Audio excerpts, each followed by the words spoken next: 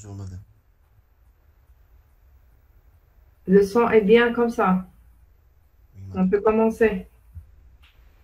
Un moment,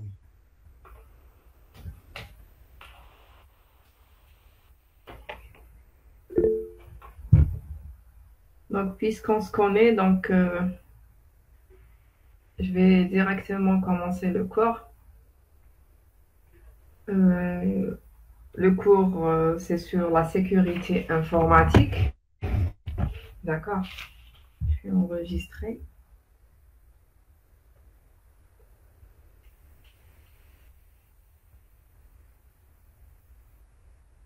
Vous m'avez pas répondu. Est-ce que vous m'écoutez? Vous entendez? Oui madame. Oui, madame. Très bien.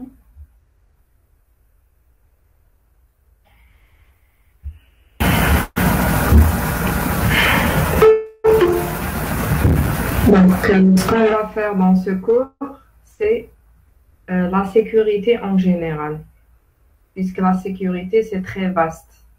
D'accord? Donc, on va voir les notions les plus importantes de la sécurité dans ce module-là. Donc, pour le plan, je ne l'ai pas noté ici, mais je peux résumer le plan sur quoi on va, bien ce qu'on va voir dans ce module, oui. Donc, premier chapitre, on va faire une introduction à la sécurité.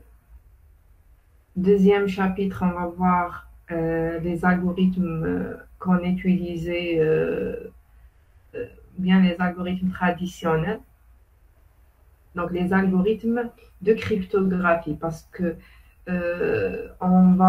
ce qu'on va voir dans ce module, euh, on va faire de la cryptographie. D'accord, des algorithmes cryptographiques, c'est-à-dire des algorithmes qui permettent de faire ce que, donc, je suppose que vous connaissez le chiffrement, chiffrer des données, d'accord. C'est ce que fait en général la cryptographie, mais elle permet de faire bien sûr d'autres choses. Donc pourquoi on fait dans le deuxième chapitre la cryptographie traditionnelle ou bien les algorithmes traditionnels de nos jours, on ne les utilise pas parce que les algorithmes modernes sont basés sur les mêmes principes. D'accord, on va comprendre le principe sur les algorithmes traditionnels pour voir les algorithmes modernes. Troisième et quatrième chapitre, c'est des algorithmes cryptographiques aussi, même le quatrième chapitre.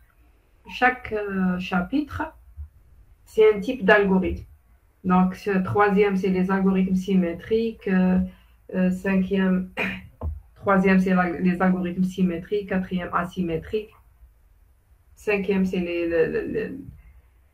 des fonctions aussi cryptographiques qui permettent la signature. Donc, c'est-à-dire, en général, dans ce module, on va voir en général de la cryptographie. C'est-à-dire, c'est des outils qui permettent d'assurer la sécurité. D'accord? Donc, ça, c'est en général ce qu'on va voir dans ce module-là. Donc, pour introduire un petit peu le module ou bien la sécurité en général, vous suivez. L'enregistrement se fait bien. Donc, pour introduire la sécurité, qu'est-ce qu'on peut dire? Donc, la sécurité en général, pas la sécurité, pas seulement la sécurité informatique, c'est un problème qui a préoccupé l'homme depuis le début des temps. Donc, l'homme s'intéresse toujours à la sécurité. Donc, il aime se protéger, protéger ses biens, d'accord? Contre des dangers physiques, par exemple contre le vol, d'accord? Avec le temps, le problème de sécurité existe toujours. Il s'est toujours posé. Mais comment dirais-je, l'approche de la sécurité a changé. D'accord? Donc, par exemple, il est devenu plus complexe. Il y a multiples outils de sécurité. Par exemple, les portes blindées, les systèmes d'alarme. D'accord?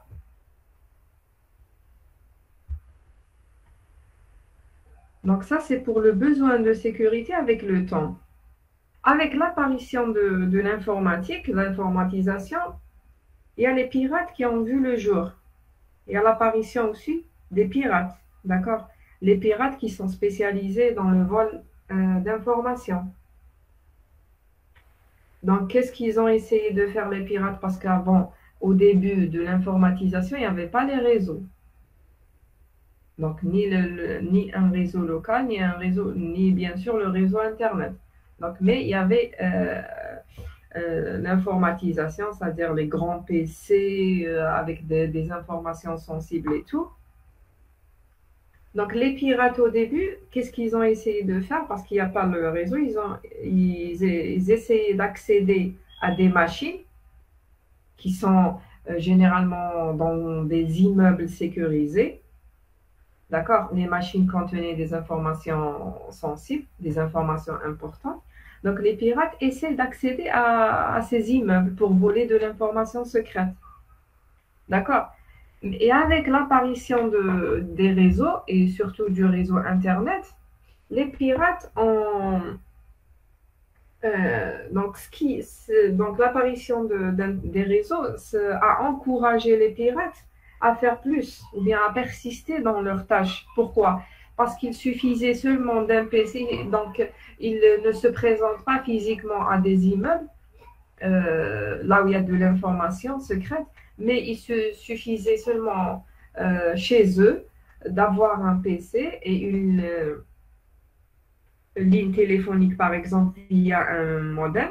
Donc maintenant, de nos jours, même pas. Donc juste un PC connecté. Donc il suffisait un PC pour voler de l'information. D'accord? Donc si je vous demande qu'est-ce qu'un pirate, pourquoi il essaye d'accéder à des informations, bien qu'est-ce qu'il peut faire un pirate, à part accéder, voler des informations sensibles. Donc, il peut voler. Qu'est-ce qu'il peut faire aussi un pirate?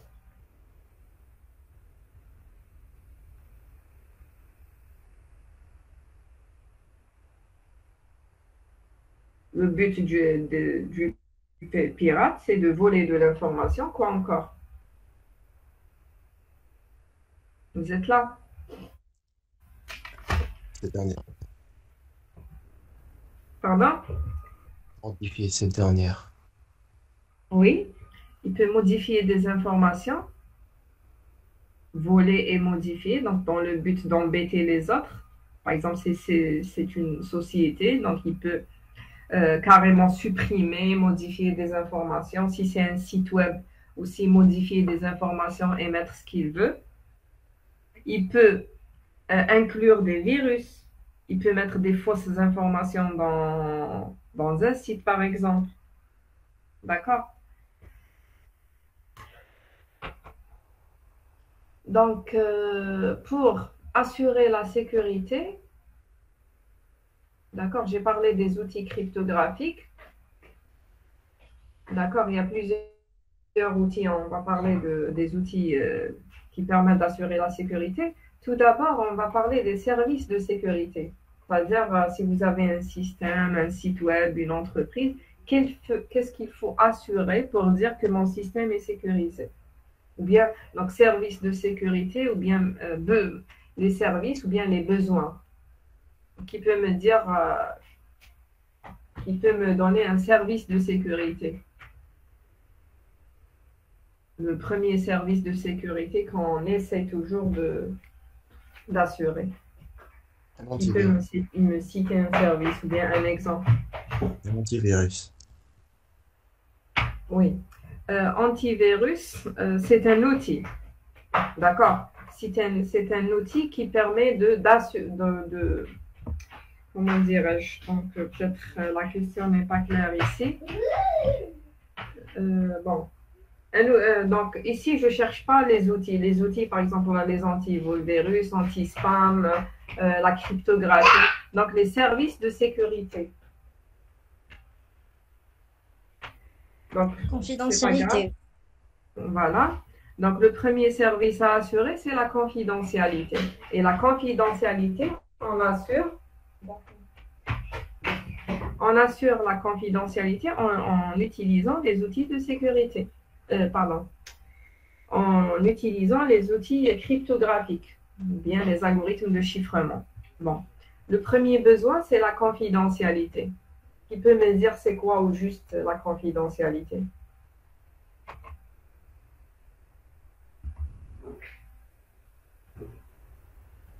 C'est quoi assurer une confidentialité ou s'assurer que les informations sont confidentielles? Donc, confidentialité, donc je sais que vous savez assurer de la confidentialité dans votre système. Par exemple, vous avez une entreprise, assurez que vos informations sont confidentielles. Ça veut dire quoi?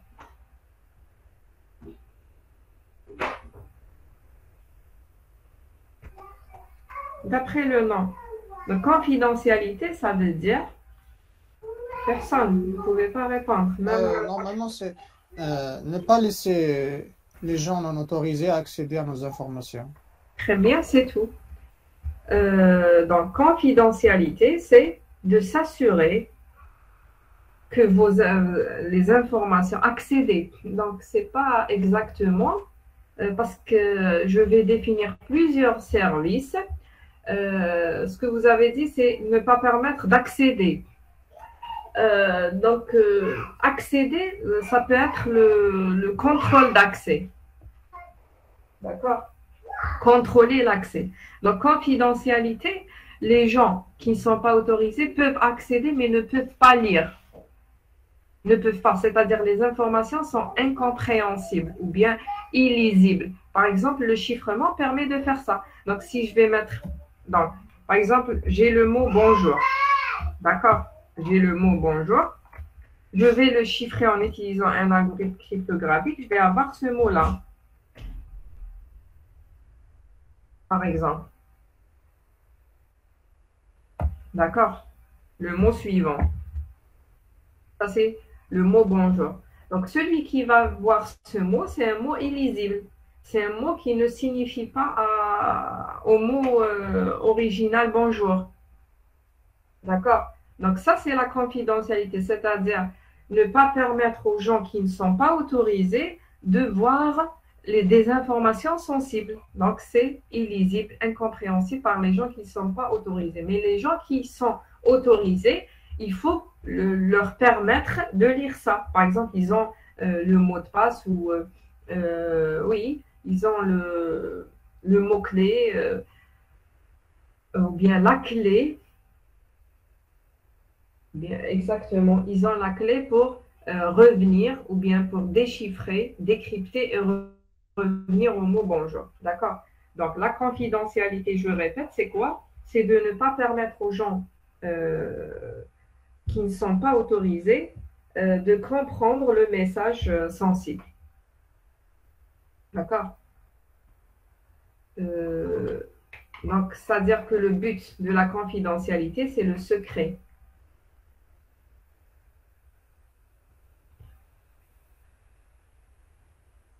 Donc, menace contre la confidentialité, si vous voulez, c'est un pirate, comment il peut faire pour attaquer la confidentialité d'un système donc, par écoute du réseau.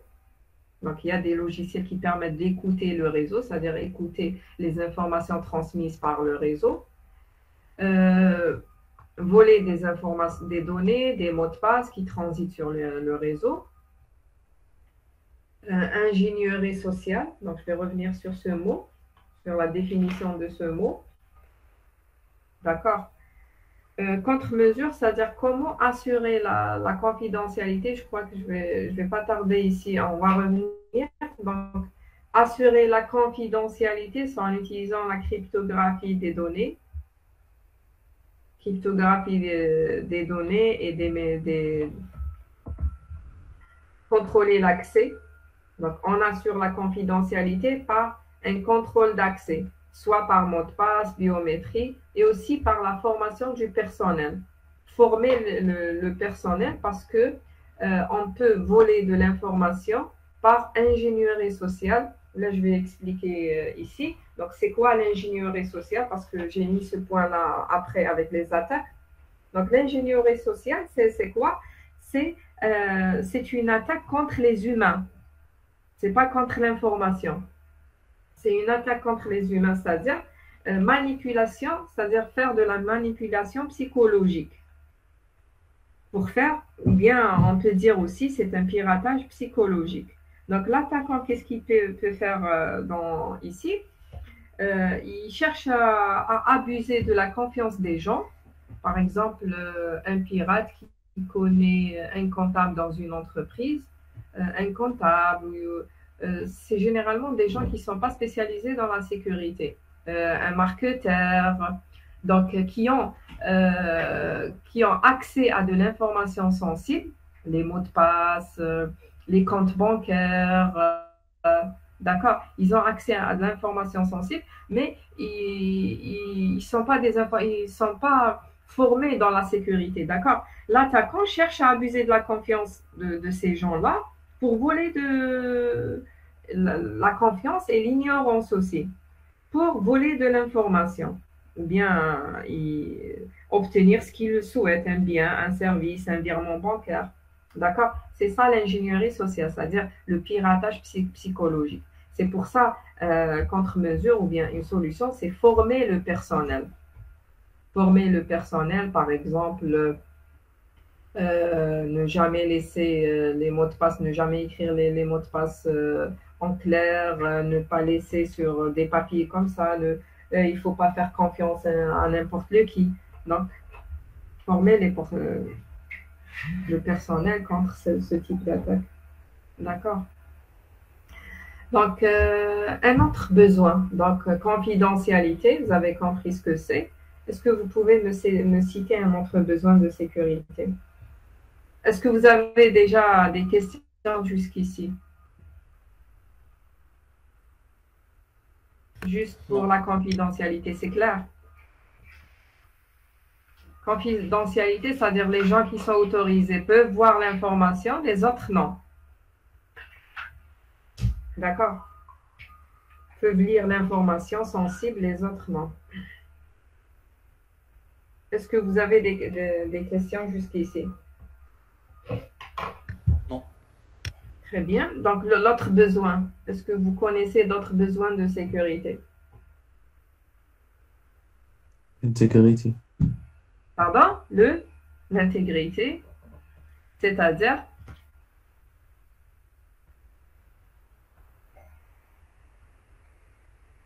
C'est-à-dire les données تاعنا كي نكونوا نخدموا بهم ما يتبدلوش.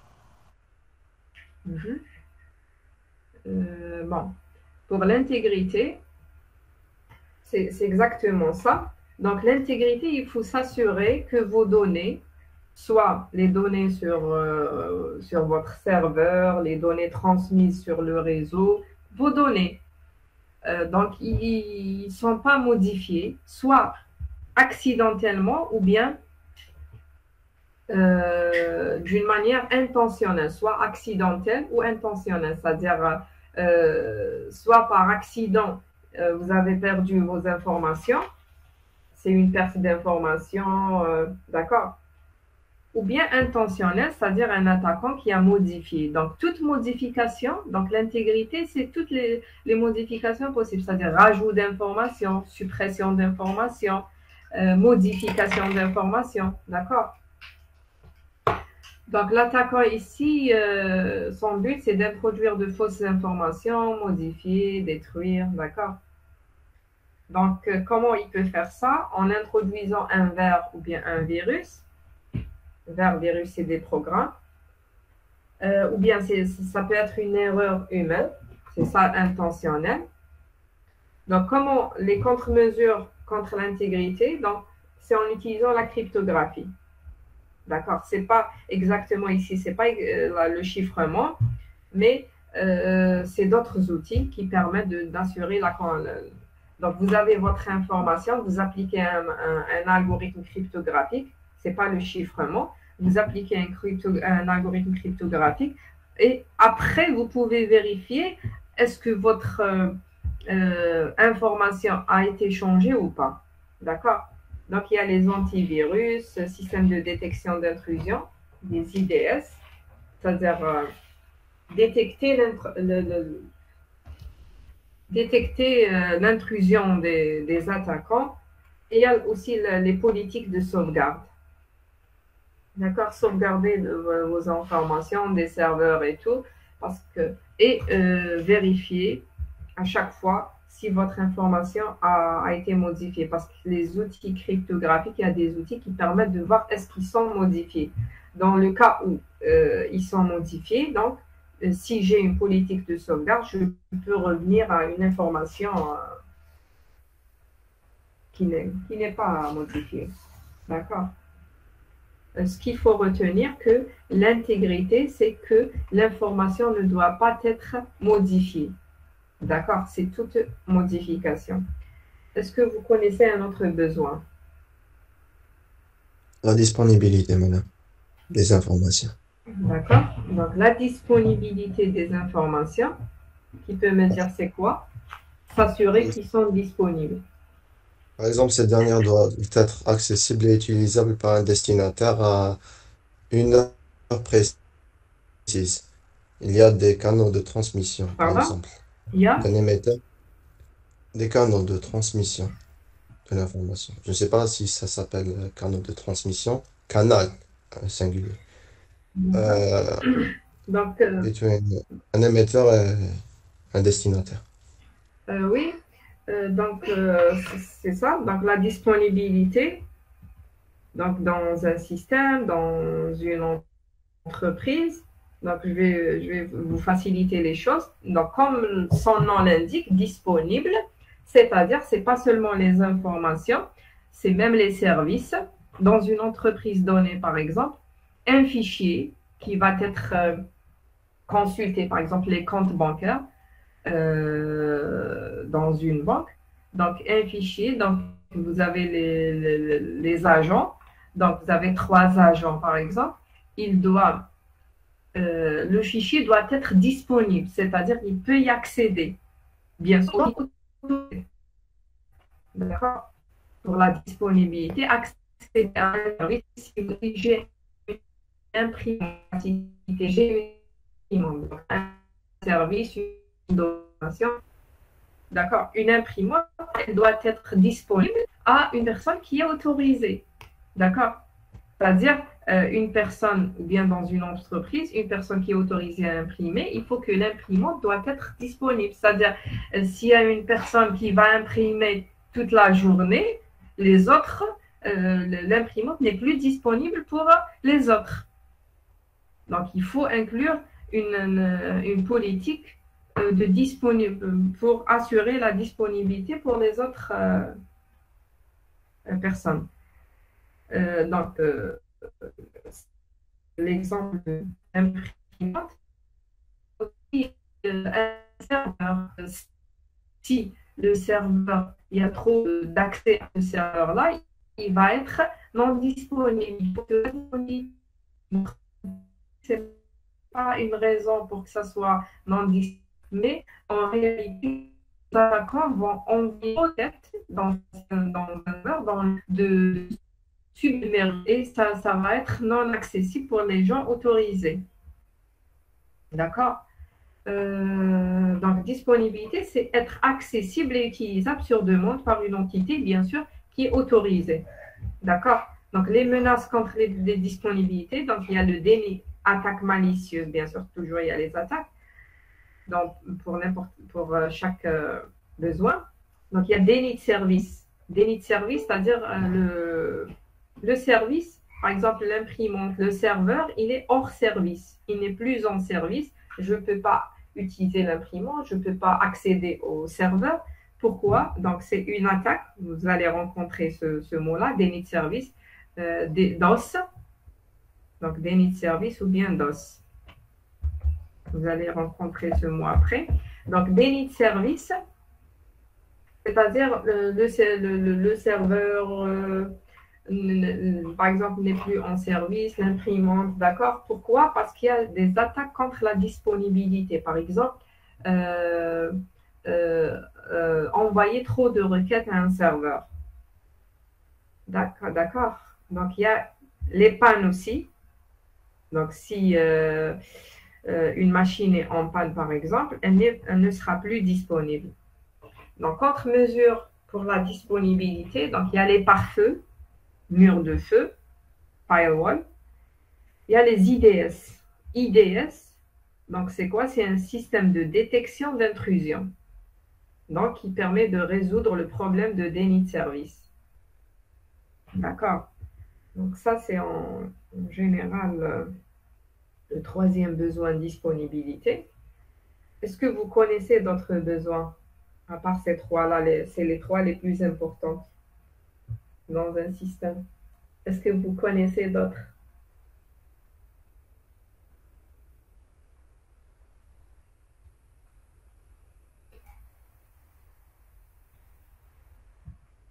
Non?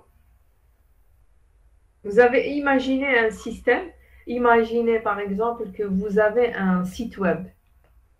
Donc, il faut qu'il soit un site web que vous avez bien sûr hébergé et il est accédé par d'autres. Qu'est-ce qu'il faut assurer sur ce site web? Il faut assurer bien. Qu'est-ce qu'il faut assurer parmi ces informations-là? Qui peut me dire? Vous avez un site web là où vous avez, ou bien un enseignant a son site web là où il va mettre les cours, les séries d'exercices et tout. Qu'est-ce que on va assurer comme besoin? Contrôle d'accès. Oui, donc un contrôle d'accès. Oui, donc l'autre besoin, c'est le contrôle d'accès. Par exemple, l'enseignant ne permet pas aux gens qui ne sont pas dans la section d'accéder à ce site web. Ou bien d'accéder à quelques informations. Ils peuvent accéder au site web, mais par exemple, la solution des exercices ou bien les notes.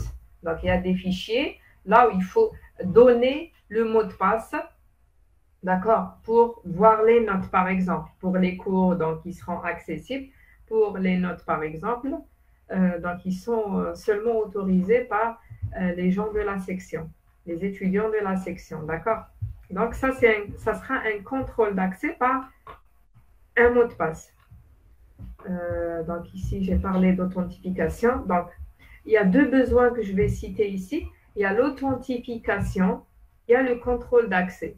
Généralement, les étudiants confondent entre ces deux besoins-là. Donc, généralement, les étudiants, ce que vous connaissez comme authentification, c'est un contrôle d'accès. La plupart de vous en troisième année en licence, on fait une application là où il parle de l'authentification. Ça sera donc l'authentification, c'est vaste. Donc ça peut être un contrôle d'accès, mais ce n'est pas toujours un contrôle d'accès. D'accord? Parce qu'il y a l'authentification des données, l'authentification des personnes. D'accord? Donc, ce n'est pas toujours un contrôle d'accès. Donc, le contrôle d'accès, donc ce que vous connaissez comme authentification, en réalité, c'est un contrôle d'accès. D'accord? Contrôler l'accès à votre application, à un site web, par un mot de passe ou bien une trace secrète. D'accord? Donc, contrôle d'accès, ça permet de contrôler les autorisations d'un utilisateur sur la base de son identité ou de son rôle, donc ça, en utilisant un mot de passe. Donc le but, c'est de limiter l'accès à des données, à des ressources et des serveurs et des services aussi protégés. D'accord? C'est contrôler les autorisations, en général, c'est en tapant un mot de passe. D'accord? Je n'ai pas expliqué encore l'authentification, je reviens sur l'authentification. Il y a un autre besoin, c'est la non-répudiation. Donc, je reviens à l'authentification. Donc, est-ce que vous pouvez me dire c'est quoi l'authentification? On a vu confidentialité, intégrité, disponibilité et même contrôle d'accès. Donc, l'authentification, si L'authentification, c'est quoi? C'est de s'assurer. Si vous êtes en train de faire une communication, c'est-à-dire envoyer un message secret à une autre personne, c'est une communication. D'accord? L'authentification, c'est quoi? C'est de s'assurer de l'identité de celui qui est en train de celui avec qui vous communiquez. D'accord? Donc, s'assurer de l'identité. Donc, le contrôle d'accès ne permet pas de s'assurer. Donc, si quelqu'un d'autre a un mot de passe, il peut accéder. Donc, quelqu'un peut donner un mot de passe à son frère, il peut accéder à sa boîte, mais il peut envoyer un message. Est-ce que vous êtes sûr que c'est la bonne personne qui a envoyé? On n'est pas sûr. Donc, parce que le mot de passe, c'est un contrôle d'accès. Mais l'authentification, c'est de s'assurer de l'identité de la personne avec qui vous parlez, vous communiquez. D'accord? Être sûr de l'identité. Donc, comment être sûr de l'identité ou bien comment assurer l'authentification des personnes, parce que je parle ici de l'authentification des personnes, il y a l'authentification des données aussi. Donc, l'authentification, comment assurer l'authentification, c'est en utilisant la signature. C'est le même principe des signatures manuscrites signées pour être sûr que c'est la bonne personne. Il y a une signature électronique, c'est en utilisant des algorithmes cryptographiques. On va voir après, dans la suite des cours, comment assurer c'est quoi la signature électronique. D'accord? Donc, l'authentification. Est-ce que c'est clair la différence entre contrôle d'accès et authentification? Est-ce que c'est clair maintenant?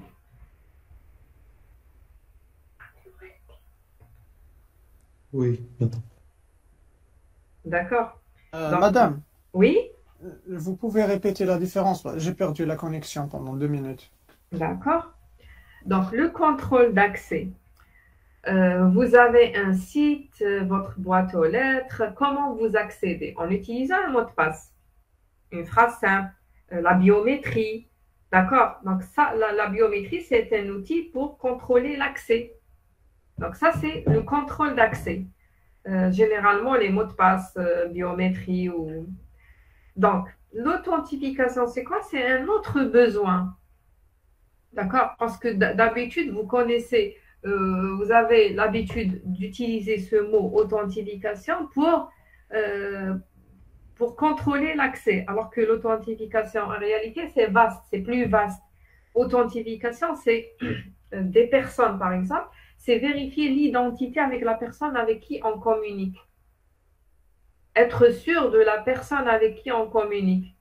Parce que si quelqu'un accède à votre boîte aux lettres et envoie une information, est-ce que vous êtes sûr que, bon, généralement, lorsque vous voyez le nom ou bien l'email de celui qui vous a envoyé, vous êtes sûr que c'est la bonne personne.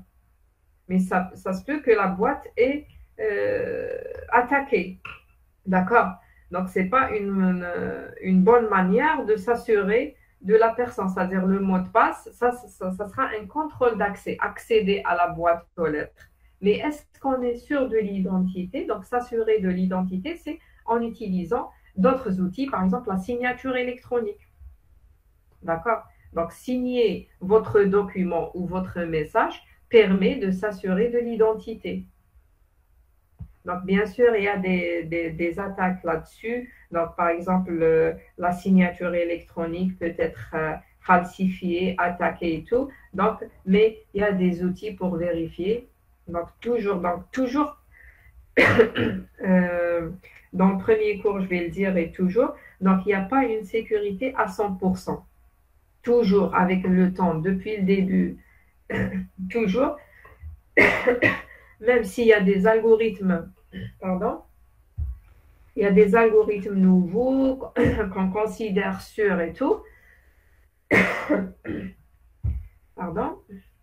mais toujours on ne peut pas dire que la sécurité est à 100%.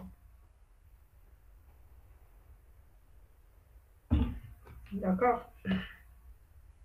Donc ça, en général, c'est les besoins ou bien les services de sécurité. Est-ce que vous avez des questions ici?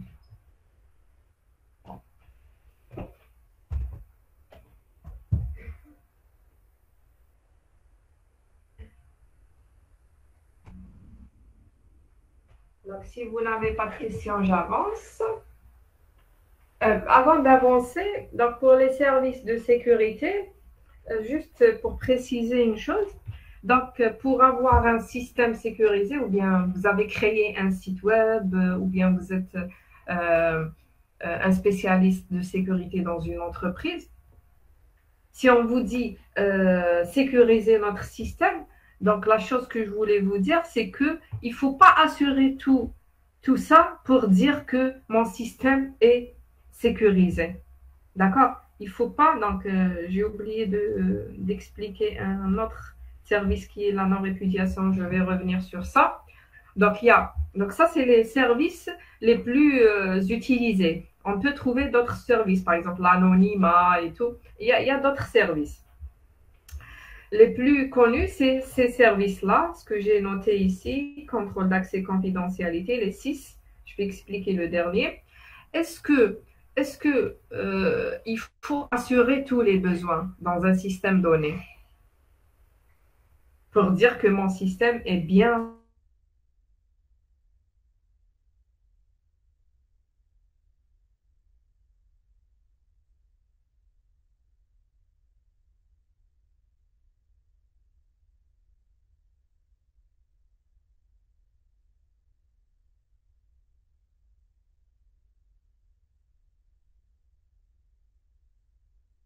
le bon outil pour assurer la confidentialité, l'autre pour l'intégrité.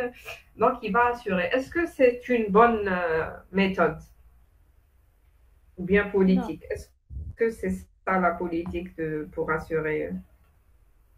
Non, madame, ça dépend du système. Pourquoi il ne va pas assurer le tout? Le système, il va être lourd et trop complexe. Très bien.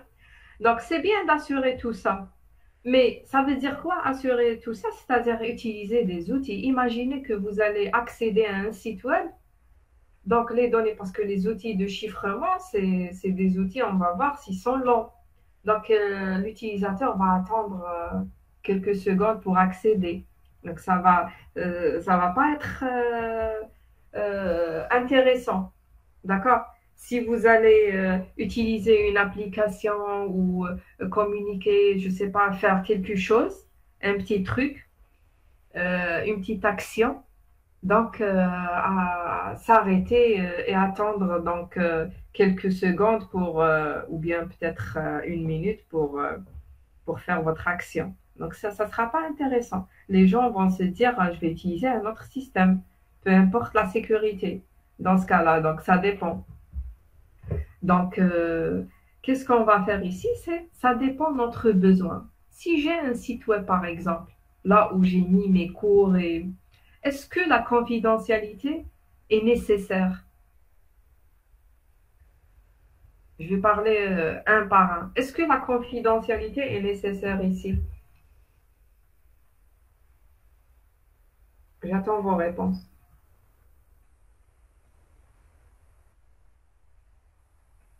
Pourquoi?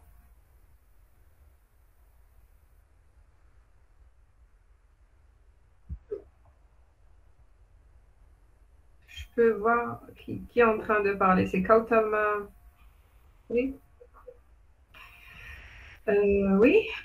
Donc, c'est exactement ça. Si c'est un site web, ça veut dire que tout le monde peut voir le site web, c'est-à-dire chiffrer, parce que chiffrer toutes les données et déchiffrer après, c'est très long. D'accord? On va voir après. Donc, surtout si l'information est volumineuse. Donc, ça ne sert à rien de chiffrer votre site web. Il faut que les autres voient. Ce qui est important dans un site web, par exemple, c'est l'intégrité. Il ne faut pas permettre aux gens de modifier, d'accord? De modifier vos informations. Aussi, la disponibilité, d'accord? Pour le contrôle d'accès, authentification, ce n'est pas vraiment nécessaire. Pour la disponibilité, oui, il faut s'assurer que votre site web est disponible pour les gens. C'est-à-dire disponible, c'est-à-dire il ne faut pas qu'un attaquant envoie trop de requêtes à votre serveur pour ne pas permettre les gens à accéder. D'accord? Donc, c'est ce qu'il faut retenir. Donc, on a cité ici les services de sécurité, tous les services de sécurité. Donc, il faut regarder le besoin nécessaire dans votre système et l'appliquer. Donc, il ne faut pas utiliser tous ces services, sinon votre système va être complexe, très lourd, très difficile à utiliser et il ne sera plus nécessaire, comment dirais-je, il sera plus utilisable, facile à utiliser. Donc, le dernier besoin, c'est la non-répudiation. Répudier, ça veut dire quoi? C'est nier. D'accord? Nier, participer à une communication. C'est-à-dire, j'ai un émetteur et un récepteur. Celui qui va envoyer le message et celui qui va recevoir. Nier la participation à une communication, c'est-à-dire celui qui a envoyé le message, il va se dire j'ai pas envoyé le message. Et celui qui a reçu, il va recevoir le message, il va se dire j'ai pas reçu le message alors qu'il a reçu. Donc il faut avoir un mécanisme ou bien un outil qui permet de s'assurer, d'accord, de s'assurer de l'envoi et de la réception. C'est-à-dire il sera plus possible de nier la participation à une communication. D'accord? Je peux vous donner un exemple. Si quelqu'un va acheter un livre sur le net, on va lui envoyer le livre en électronique. D'accord? Il va recevoir le livre, il ne va pas payer. Normalement, il paye, donc ça dépend des politiques. Donc, il va recevoir le livre, il va se dire j'ai rien reçu. D'accord? Donc, il faut avoir un outil qui permet de s'assurer qu'il a bien reçu. Il ne pourra pas après nier la participation à cette communication. Celui qui a envoyé ne peut pas dire j'ai pas envoyé, c'est pas moi qui ai envoyé le message, le bon de commande ou autre chose. Et celui qui a reçu ne peut pas nier avoir reçu. D'accord? Donc, ça, c'est le besoin non-répudiation. Donc, comment assurer? Donc, on va voir après comment assurer la confidentialité, l'intégrité, bon, pour la disponibilité. On va parler un petit peu des IDS. On va voir chaque besoin. On va voir après comment assurer chaque besoin. D'accord? Est-ce que vous avez des questions?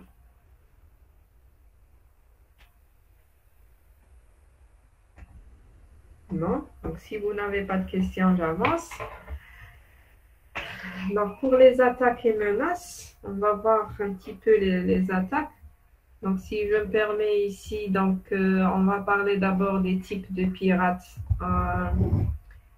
Donc, les pirates, on peut retrouver 3 types de pirates.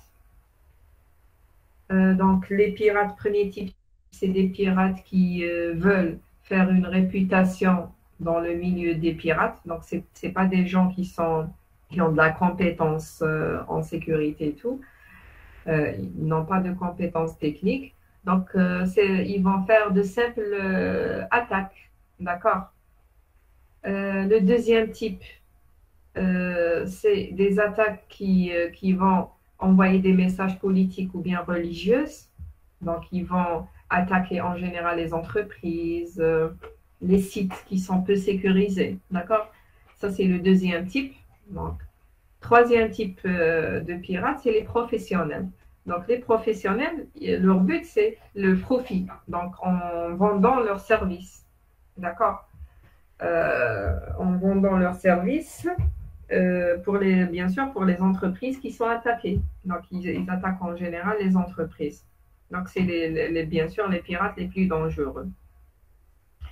Donc, technique d'attaque. Vous m'arrêtez si vous n'avez pas compris quelque chose. D'accord? Donc, je vais passer rapidement. Donc, il y a beaucoup à dire pour les attaques, pour le domaine de sécurité. Donc, on va parler en général. Vous pouvez lire plus, vous pouvez. D'accord? Euh, pour les techniques d'attaque, donc l'objectif principal, le premier objectif d'une attaque, c'est quoi? C'est le vol de l'information secrète, soit personnelle ou bien professionnelle. D'accord? Euh, donc j'ai parlé ici de machine zombie. D'accord? Parce que machine zombie, c'est une attaque, on appelle aussi botnet. Les botnets, c'est quoi c'est une technique d'attaque. C'est quoi? C'est utiliser des ordinateurs, ou bien oui, c'est utiliser les ordinateurs. Un pirate va utiliser les ordinateurs des autres utilisateurs. Et les autres utilisateurs, ils ne savent pas. Donc, c'est-à-dire à l'insu de ces utilisateurs, c'est-à-dire les utilisateurs de ces ordinateurs. Par exemple, vous avez votre PC, il y a un attaquant qui utilise votre PC à votre insu. Vous ne savez pas. Dans le but, pourquoi il fait ça? C'est dans le but d'envoyer des spams, d'accord? Ou bien inonder un site avec des messages. Donc, un attaquant va, pour qu'un site ne soit pas disponible. D'accord? Un site ne soit pas disponible. Qu'est-ce qu'il va faire? Il va utiliser beaucoup d'ordinateurs, des autres utilisateurs, d'accord?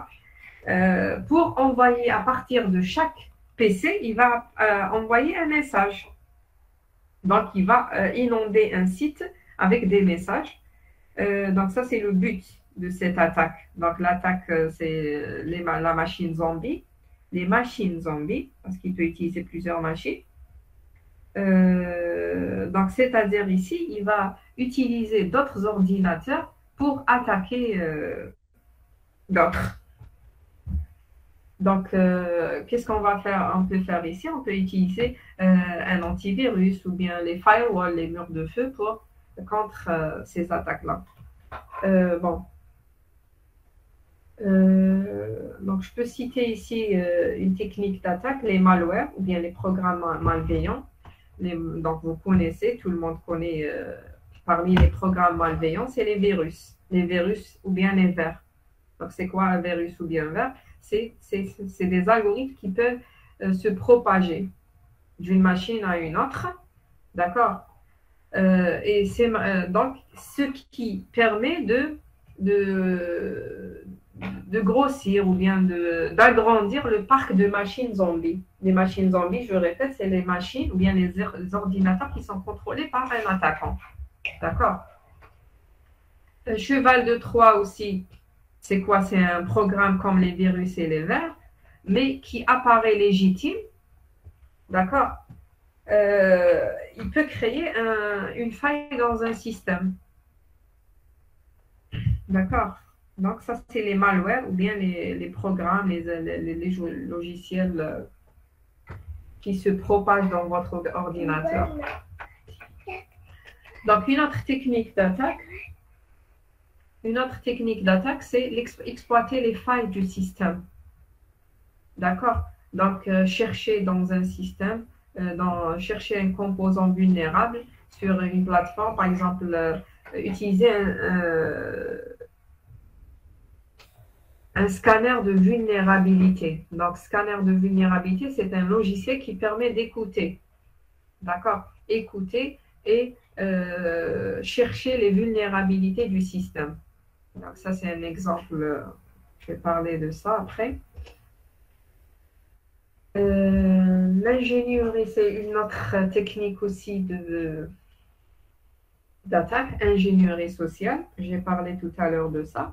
C'est une manipulation psychologique, d'accord? Ou bien je peux appeler aussi piratage psychologique. Donc, c'est de chercher une faille humaine, d'accord? Ce n'est pas une faille qui est technique, ça sort du technique, on cherche une faille humaine, donc au niveau des équipes. Donc, ça peut être... donc, je peux voir ici deux types d'attaques. Donc, c'est l'ingénierie sociale, c'est-à-dire c'est une faille humaine dans les deux cas. Donc, je parle de phishing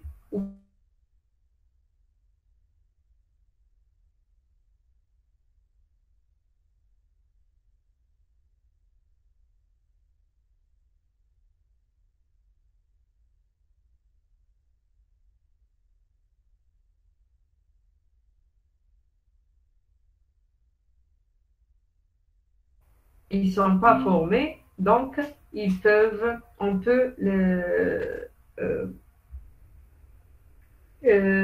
on peut abuser de la confiance de cette personne-là. On peut gagner la personne de cette personne-là et donc par exemple on peut accéder au système parce que l'administration, le comptable, le marketeur, ils ont de l'information secrète au sein de l'entreprise. D'accord? S'ils ne sont pas formés, donc c'est ce que j'ai expliqué tout à l'heure, s'ils ne sont pas formés en sécurité, ils peuvent laisser les mots de passe quelque part, ils peuvent laisser les autres accéder au système. D'accord? Donc, il faut former ce personnel-là. Deuxième type, toujours dans l'ingénierie sociale. Deuxième type, donc c'est le phishing. Phishing, c'est quoi? C'est un site web qui ressemble à un autre site. C'est créer un site web qui ressemble au site, par exemple, c'est un site bancaire ou généralement c'est des sites bancaires ou sites d'achat par Internet. D'accord? Donc, ils ressemblent exactement au site original. Donc, cette attaque permet de faire quoi? Envoyer un mail à une personne. Se faisant passer par une banque, par exemple, et demander de donner le mot de passe. D'accord? Pour accéder. Donc, la personne peut cliquer sur le lien, il va aller vers le site qui n'est pas réel, d'accord? Et le pirate pourra avoir les informations de cette personne-là, d'accord? Parce que le site, il est identique. Le pirate va créer un site qui est identique. Ça, c'est l'attaque phishing, d'accord? Il ressemble, il va rentrer ses informations comme il a l'habitude de faire, le mot de passe, numéro de carte de crédit, ainsi de suite, qui seront récupérés par l'attaquant. Donc, ça, c'est une faille humaine aussi. D'accord? Donc, un attaquant va créer un site qui ressemble, c'est un travail derrière. Mais le problème ici, c'est que si on va introduire cette attaque, dans le type ingénierie sociale parce que ça fait partie des failles humaines. Autre attaque ou technique d'attaque, donc je peux parler de l'interception de données. Intercepter les données, donc si vous avez deux utilisateurs, un émetteur et un récepteur, je peux appeler aussi cette attaque par homme au milieu. D'accord? Donc, cette attaque peut se faire au sein d'un réseau local ou bien, d'accord, ou bien même un Wi-Fi public qui n'est pas sécurisé. D'accord? On appelle intercepter les données, c'est-à-dire on appelle aussi homme au milieu. Donc, il y a des techniques comment intercepter, donc il y a des logiciels aussi. DDoS, j'ai parlé tout à l'heure aussi, déni de service. Déni de service, c'est-à-dire ou bien déni de service, le premier D, c'est distribuer. Donc, ces attaques permettent de faire quoi? Envoyer un grand nombre de requêtes à un site web, un serveur, ça peut être des machines zombies, les machines à l'insu de leurs utilisateurs, pour augmenter le nombre de requêtes. Donc, le serveur va être saturé et il va être indisponible.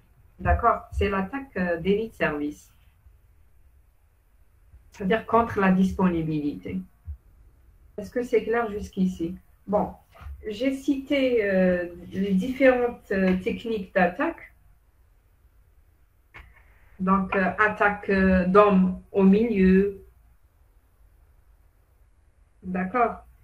Donc, il y a d'autres techniques, par exemple, si je vous dis attaque par force brute. Je n'ai pas cité ici, donc attaque par force brute, attaque par dictionnaire, le vol de clé ou de mot de passe. Donc, vol de clé, ça consiste à faire quoi? Voler la clé ou bien le mot de passe. Donc, c'est toujours ici, c'est soit l'homme au milieu, ça peut être un logiciel qui permet d'écouter le réseau. Donc, et sur le réseau,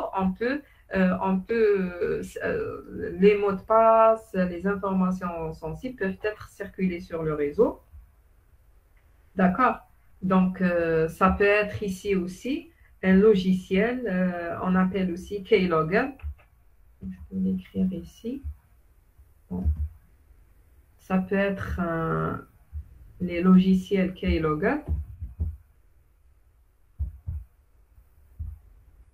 Donc, c'est quoi? C'est un logiciel qui permet d'enregistrer les frappes du clavier saisies. Donc, enregistrer les frappes du clavier. D'accord? Donc, ça permet de voler les mots de passe ou bien les informations sensibles. Donc, attaque par force brute.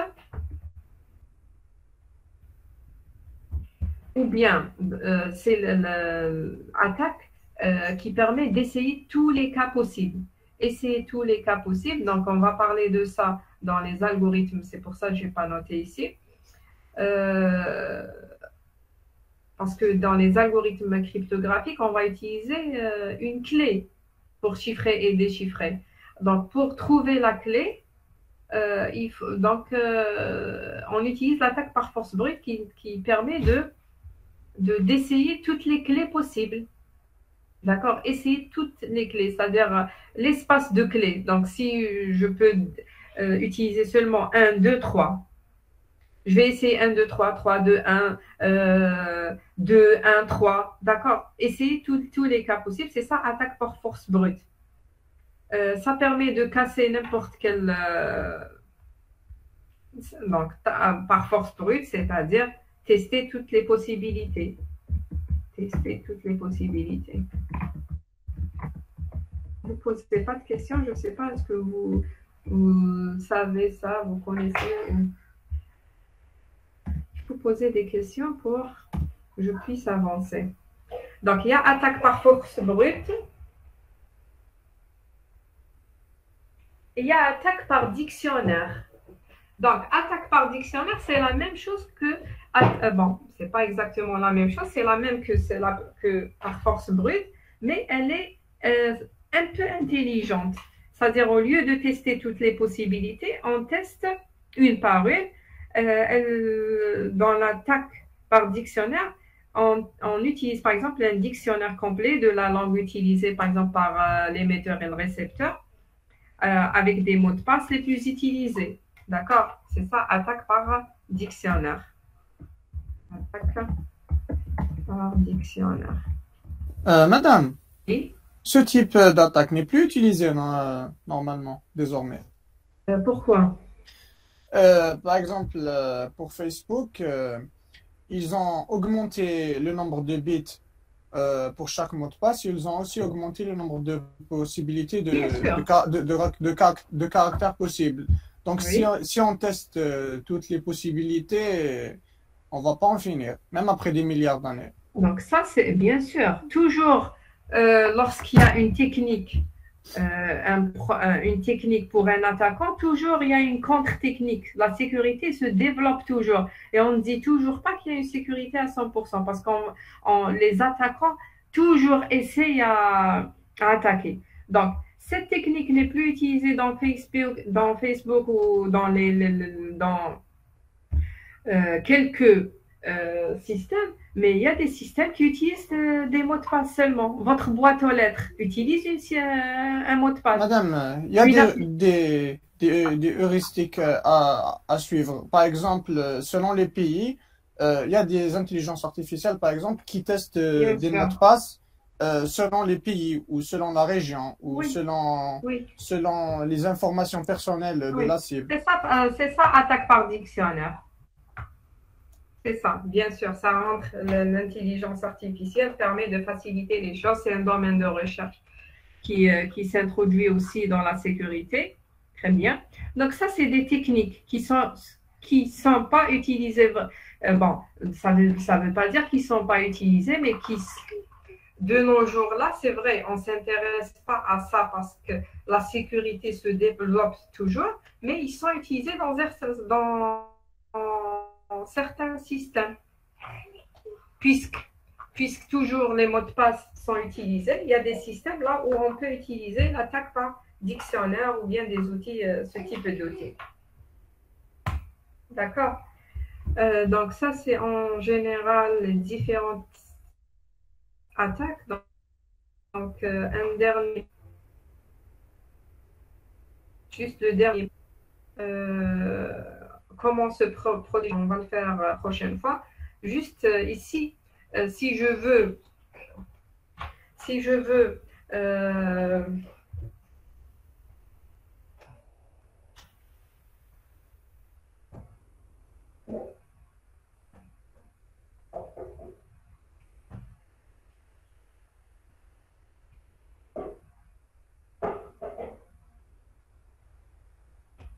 pardon. Donc, si je veux regrouper les attaques en deux grandes ensembles, ou bien en deux grandes catégories, je peux dire qu'il y a les attaques passives et les attaques actives. Donc, attaque passive, c'est quoi? Donc, ça consiste, passive, c'est-à-dire je ne change pas. Et active, c'est-à-dire il y a un changement. Donc, attaque passive qui permet d'écouter seulement, sans modifier. D'accord? Donc, toutes les attaques qu'on a vues tout à l'heure, au milieu, attaque déni de service, c'est-à-dire encombrer le serveur et tout, encombrer la boîte aux lettres de spam. Donc, toutes les attaques, on peut les regrouper en deux grandes classes. Donc, attaque passive ou active. Donc, la différence entre les deux, donc attaque passive, il n'y a pas de changement. Ça veut dire qu'on consiste à écouter, par exemple, le site, les logiciels qui permettent d'écouter le réseau. Donc, d'accord, au début, donc le pirate va écouter seulement dans le but d'avoir les mots de passe, les informations sensibles qui circulent en clair. Parce que s'ils sont chiffrés, il ne peut rien faire. Donc, s'ils sont en clair, il peut... ça veut dire que si le site, par exemple, d'achat n'est pas sécurisé, vous allez taper le numéro bancaire de carte de crédit en clair. Donc, le logiciel qui permet d'écouter le réseau peut prendre l'information sensible. D'accord? Donc, cette attaque est passive. Pourquoi? Parce qu'il n'y a pas de changement. Le pirate va écouter seulement, sans modifier. Rien, il n'y a pas de modification. Donc, les attaques actives permettent de modifier. D'accord? La différence aussi entre les deux attaques, c'est que les attaques passives, on peut les détecter, les attaques actives, on peut les détecter facilement parce qu'il y a un changement, une modification. On peut les remarquer. Tandis qu'une attaque passive, on peut bien sûr les prévenir. Mais c'est difficile à détecter parce qu'il n'y a pas de modification. D'accord?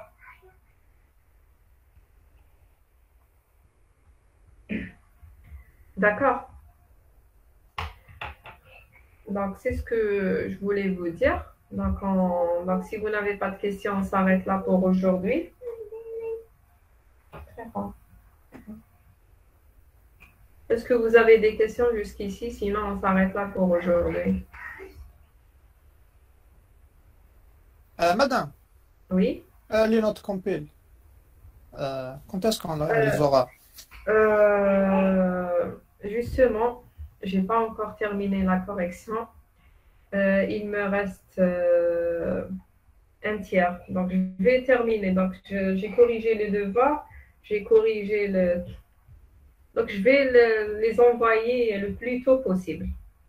Dès que je termine, je vais envoyer. Donc, la délibération, c'est pour dimanche. Merci infiniment. Je vais essayer de faire vite pour terminer. D'accord? Merci. D'autres questions concernant le cours? Vous n'avez pas de questions? D'accord? Donc, si vous n'avez pas de questions, donc on s'arrête là pour aujourd'hui. Donc, la semaine prochaine, Inch'Allah. D'accord? Je vais vous envoyer dès que possible les notes.